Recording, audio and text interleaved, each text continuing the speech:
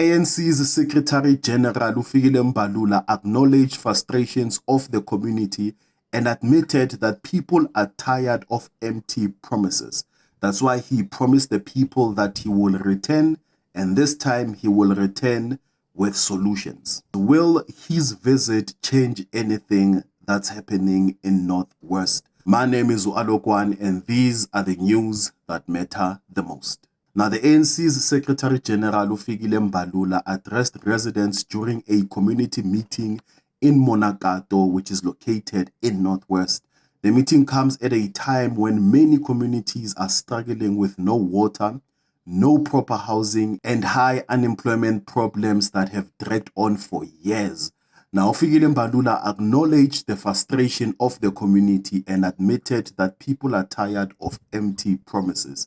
Now, Fikile Mbalula told residents that the ANC leadership is aware of their struggles, especially when it comes to water shortages, housing backlogs, and lack of jobs, especially for the youth. Now, Fikile Mbalula also promised that he will return to Monakato, and this time he will return with clear solutions. He said that the party would engage government departments and local leadership to ensure these long-standing issues are addressed.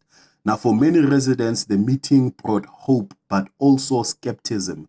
Now, communities across the country have heard similar promises before, and many are asking, will this be different, or is it just another political visit?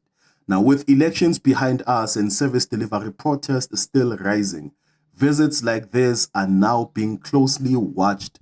South Africans are no longer interested in speeches. They want action, timelines, and results. Now, Mbalula has promised to return with solutions. Now, the community of Monakato and the country will be waiting to see if those promises turn into reality. What are your thoughts?